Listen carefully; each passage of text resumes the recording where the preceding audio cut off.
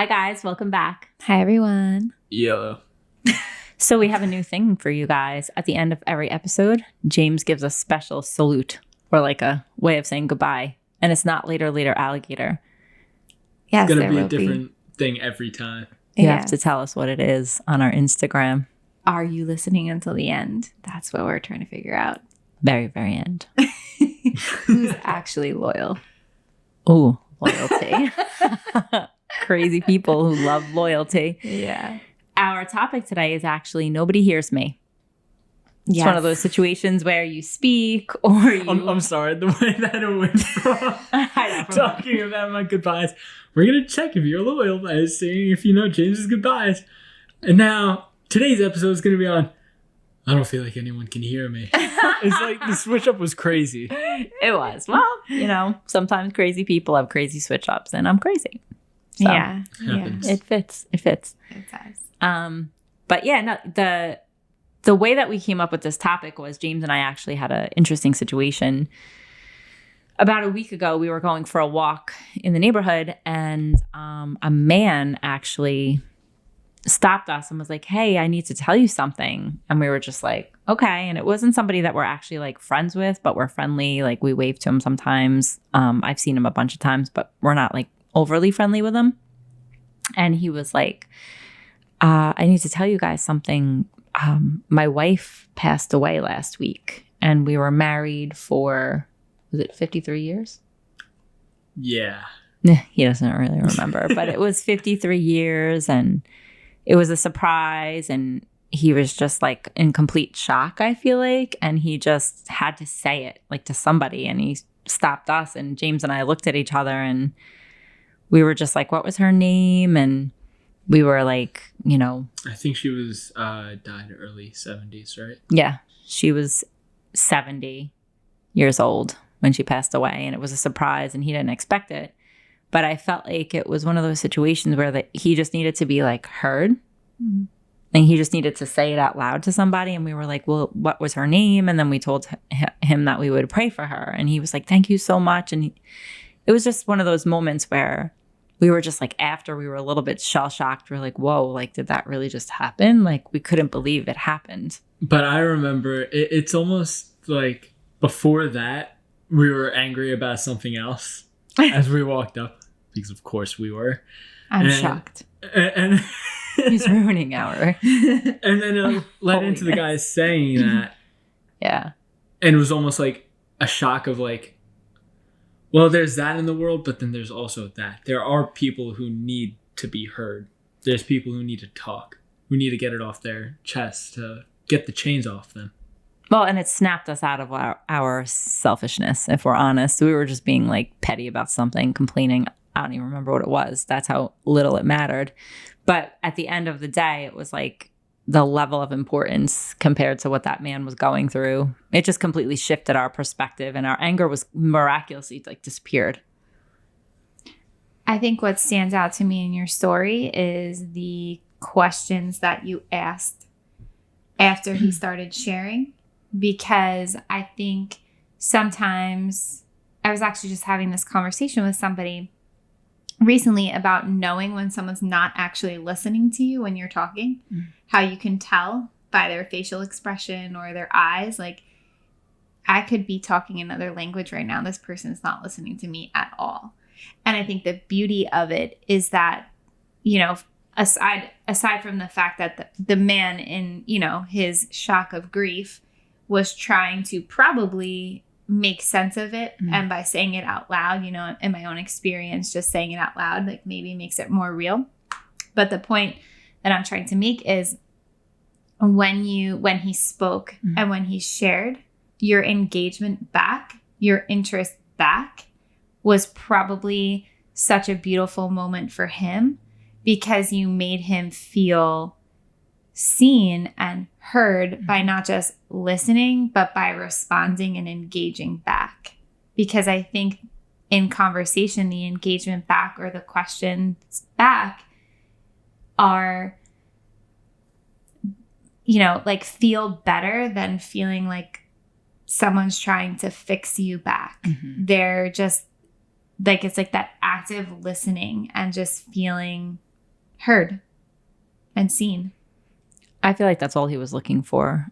And he was definitely out loud trying to make sense of the chaos that was his world at that moment. And we just happened to be walking by. But it was one of those moments where you just have nothing really to say that could make any kind of a difference. But I did feel like he wanted to talk about her. So that's why we were like, oh, what was her name? And that's when he told us what her name was. And I felt like it reminded me a lot of, Peter, pretty much drowning in the water. After he stepped out into the ocean and stepped onto it, it's almost like he finally registered how scary the waves were, and he just couldn't do it anymore. And he just fell. And it was almost like Jesus reached out, and he had a choice. He could either grab the hand and help, or he could just sit there and try to get out himself and stay in that, freaked out flight or fight mode. Yeah. And I just looked at it as like, maybe every now and then everybody kind of wants someone to listen to them, someone to like want to hear their story, you know? I think if it's weird to say this, but I think if we would have stopped and just been like, why don't you just tell us about her? I think he would have been happy to just sit there and tell us his whole story with her. He told us how many years he was married. He said what a wonderful person she was. And it was a conversation that lasted maybe a minute and a half. But I do think that he would have been willing to just talk to us. And I think that it was like an honest thing for him. And I think the thing that happens in the world sometimes is when you're sharing your story, or your story is such a hard story, that sometimes you start to believe you're the only person in the whole entire world who has ever felt like this before. Mm-hmm. And I think that it could really, instead of leading to reaching the hand out, which is what he did, it could lead to like a retreat, like a isolation, hide. I don't want to be around anybody because nobody understands me anyway, type of a thing. It reminds me a lot of what men and women deal with a lot nowadays. It's almost like they get wounded and they hide it. Mm-hmm. So instead of, bringing the wound to the Father who will clean it out and heal it, they just hide the wound. And, the Father really can't go past what your, acceptance of him is. So he's not going to heal you if you don't ask. He's not going to help you if you don't speak up. You gotta use your voice, and there's a lion inside of your lungs, and you've got to use it. Mm-hmm. Wow. Yeah, we tuck it away in some box with the lie that no one understands me and no one's like me.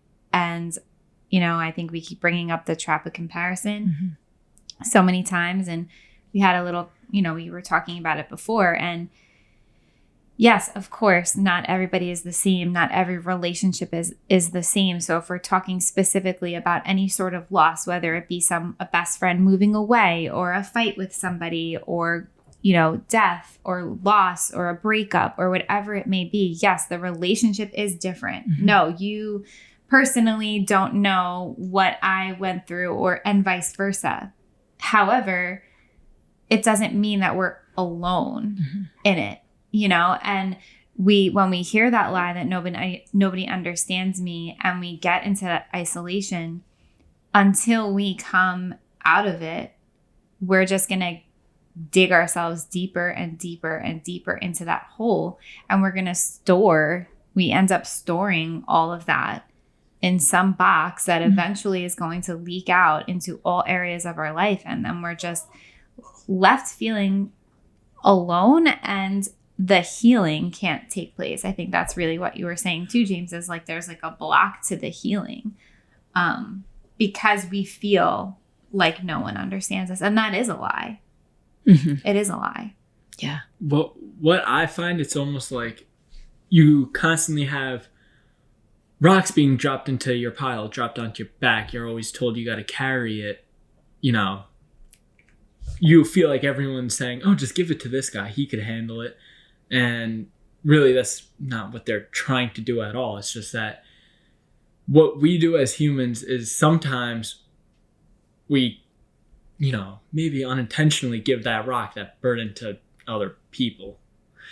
But as we live life without getting the rocks taken off, without having God take the rocks since he could handle it, doing that is just a ton of, heaviness on your back that's going to keep pushing you down until it's almost like you can't walk anymore. And it's almost like that'll transfer into your everyday life. Like the body will keep the score, as you always say. Like you keep a wound open too long, it's going to get infected. You keep too much weight on your back too long, you're going to fall. You're not invincible. You're not Superman. And, even in comics and movies and stuff, you see Superman still has trouble. He still has weaknesses. He's not God. What he is an alien. He's superhuman, but he's not God. He has the weakness to kryptonite. Yeah. I'm actually circling back to what you said about the feeling as though, like, the truth is, nobody does know how you feel because every person's circumstance is so individual. But I think where the lie comes in is that nobody can understand you, so you don't share it with anybody and you just hold on to it. And then we actually almost start to hoard our anger. We start to hoard our grief. We start to hoard our loss as though it's almost like Gollum from the Lord of the Rings, like my pretty, like it's like he's holding on to this ring, like he wants to hold on to it forever. As like a prize. And it's an obsession. And it's not true. And I think that's why, like, we're made for connection. Humans are just built that way. We're made for unloading our burdens on God, yes, but he gave us each other for that whole purpose of being willing to share, to open up, and to be able to honestly, like, it's not a matter of somebody needing to fix anything. Like, we didn't fix that man. I don't even know his name, but we did listen to him, and I think sometimes when you're in that place, I think him making that move to even connect and communicate with us was like a move of bravery. Yes. Yeah. In a time that maybe he had every right to not want to speak to anybody, And I think there's a time and a place too. There are those moments where you need to just kind of mull it over for yourself and think about it and, go through it. But I do feel like we do need to be available as humans to one another to be able to share our burdens, because trauma then just stays and it just builds. If it doesn't go through what they call the pain pathway, if we don't learn how to share our stories with one another, I think that it ends up becoming stuck.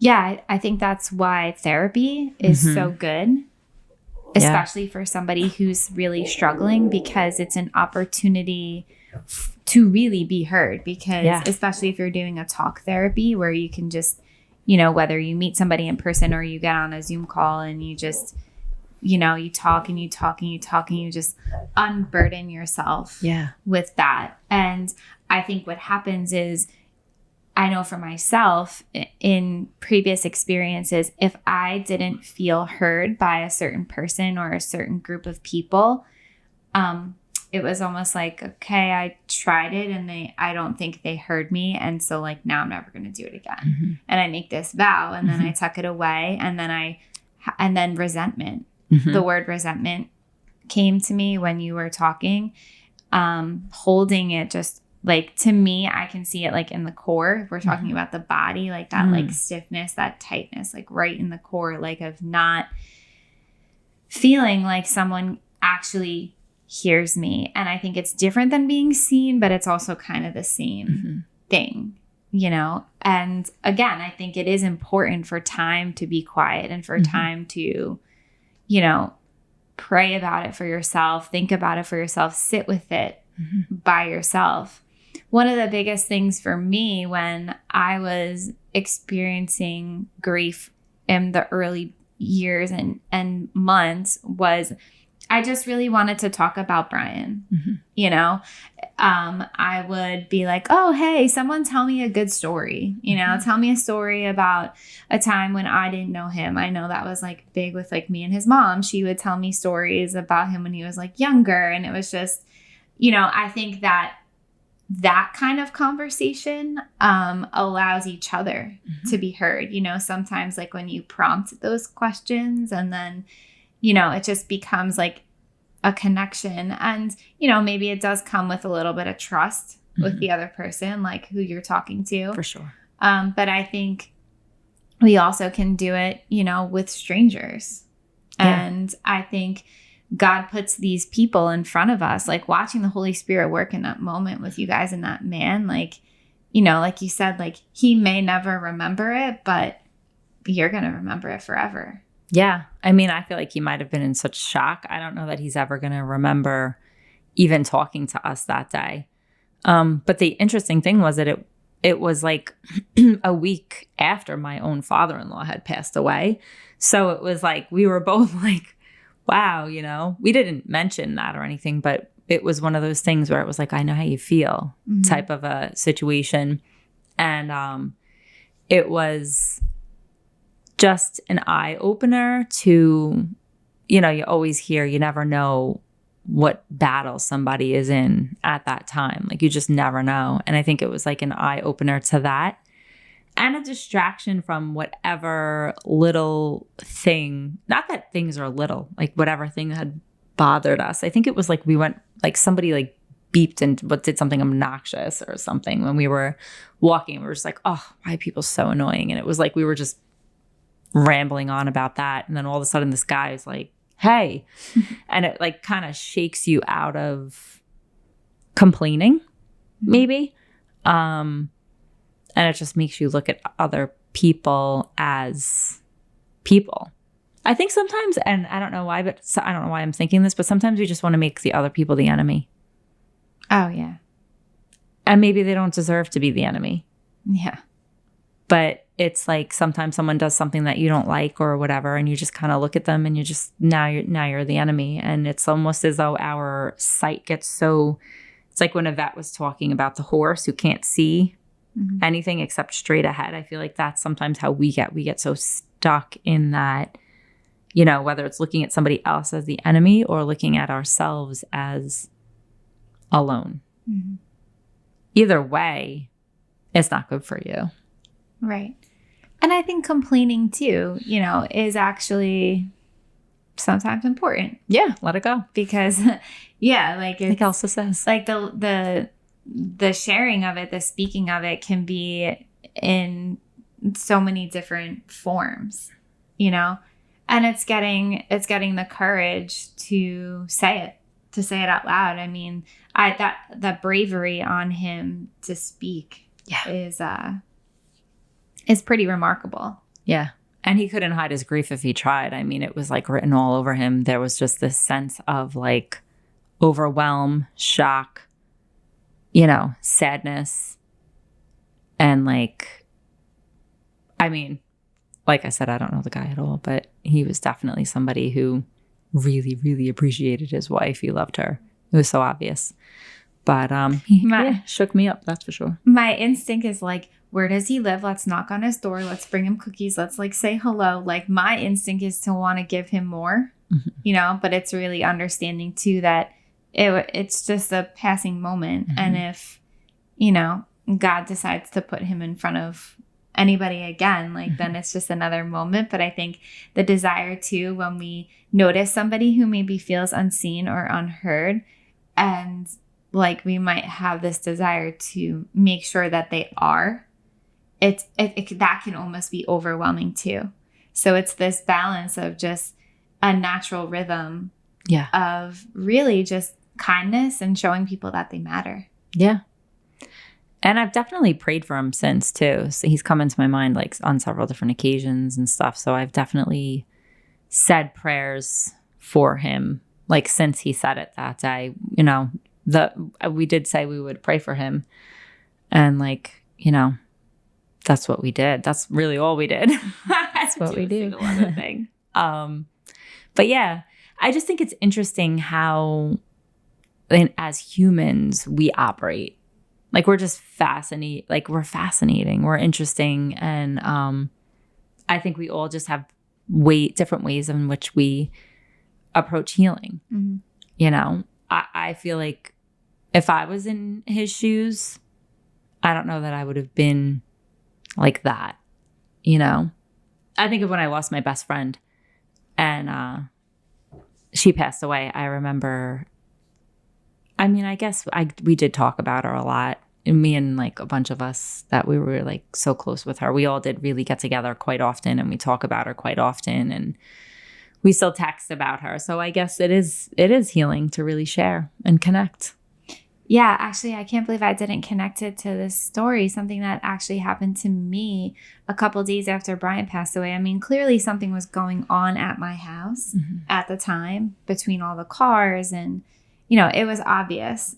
And I had, again, this was like days after. I was by myself. I was walking Sunny, and my neighbor, he always called me Teach, and he was somebody that always made you feel seen and heard. Mm. Like it was it was the craziest thing. First of all, he had a nickname for everybody. So to me, nicknames show like love. I don't know. There's just something about it. So he called me Teach. He's like, and so nonchalantly. And the odd thing is like, I know he knew what had happened, but he was like, hey, Teach, what's going on down at your house lately? And I was like, my husband died. And it was like the same situation, except like, you know, he approached me, but, you know, it was like just the ability to like say it out loud. And then he was like, oh my God, I'm so sorry, you know, and then he came down and like, again, just those moments. And since, honestly, I have to say, since that day, for the 4 years that I did live in that house on the same block as, you know, my neighbor, like he was always somebody that I knew heard me. I knew he would listen. He would just like, I would share anything. He would talk to me about anything. Like it was just, you walked up the block and you kind of were like, I don't know. I hope he's outside right now. I hope we have an opportunity just to like listen, because he was somebody that I knew would make me feel heard, seen. It's like holy moments. Yeah, little exactly. Moments when you come in contact with people who just remind you that, you know, there's something else, there's something more, you know, whether it be something like that man that stopped us, or, you know, yours was like a reverse of it. But it was still I think like what could be considered one of those moments. Because sometimes I think you can be in a crowd and everybody else is busy and doing things and moving and everything is happening, and like, sometimes I think you can be in a crowd and just be part of the crowd, but feel like you're alone, you know? I feel like sometimes in crowds, it's either you could sometimes be a fake version of yourself or you could be a ghost. Mm-hmm. It's so hard to stick true to your person, to your identity in a crowd, because then you want to appease everyone in the crowd. Meanwhile, if it's just one-on-one, it's easier to be true to who you are, because most times the other person is willing to hear, since he really or she really isn't listening to, you know, anything else. It's just you two. Mm-hmm. Yeah, I completely agree. And sometimes like it's like in the crowd, I personally find myself like, well, I want to be heard, but I don't want to be heard at the same time. Like there's always like one foot in, one foot out, but I think it's adapting to the crowd that you're in. But I think just over time in my own growth, like I can feel the confidence more often than not in those situations, but also knowing that, you know, there are times where it's one extreme and then the other. Yeah. And I think that's something to like, I think it goes back to what we were saying in the last episode, everything in balance, everything in moderation, everything, you know, everything in sort of like an order. Yeah. It's like trying to maintain that semblance of like part of us is going to be the one that wants to hide. Part of us is going to be the one that's going to want to be seen. Part of us is going to, and we're all of it, you know, at different times, in different seasons, in different places, we can be all of it. And I think it's just remembering that even when maybe the voices of the people around us are not there in the way that we want, God is there, and he does hear, and he does want to hear from us. He wants us to speak to him and to go to him in those moments. Absolutely. Just like that man, you know, he reached out his hand. I think it's a matter of just reaching out your hand and being open. Makes you a little bit vulnerable, but it's worth it. It is worth it. All right. I think we're coming to an end. Yeah. Yeah. Okay. Tiny miracles. I had ordered something that was taking forever to be delivered. And it was going to be delivered on like July 31st. And it was past the day that I needed it for. It ended up coming on like July 21st. Like it came super early and I got it. And I was just so happy. So tiny packages being delivered. Yeah, that's amazing. My tiny miracle was I went to the mall with my daughter today and she was like, oh, I'm going to get a cookie from this like amazing place. Of course, we're back to the cookies. And she was like, oh, you should try one of those chocolate chip peanut butter, whatever. And it's like a type of cookie that you're supposed to have hot. And let me tell you something. This might have been the most amazing cookie I've ever had in my life. It was like I think it was called like a chocolate peanut butter cup. I don't know. It had actual like peanut butter though in the middle of it. That was like in it with like crunched up peanut butter cups. Oh, that sounds amazing. It was amazing. Well, my tiny miracle is going for a run. Oh, so instead of my fat cookie. But I also got to see one of our neighbors, not the one who, well, his wife passed, but it was a different neighbor, and we just got to talk a little bit about how the summer and how torturous the gym is with its 2 fans that, you know, only spew cold air in one direction. The rest of the gym is usually steaming hot. But so it was just nice to be able to move though. Yeah, good. Again, tying your tiny miracle into the topic for today. I know. Good job. Yeah, appreciate that.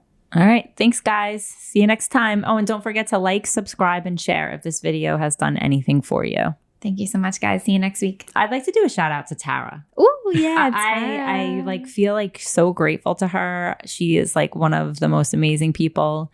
She is constantly like reflecting on the episodes and sharing about them. And I just, we really appreciate you, Tara. Thank you. We love you, Tara. See you in a few, kangaroos. See you in a few, kangaroos. All right. Bye, guys. Bye.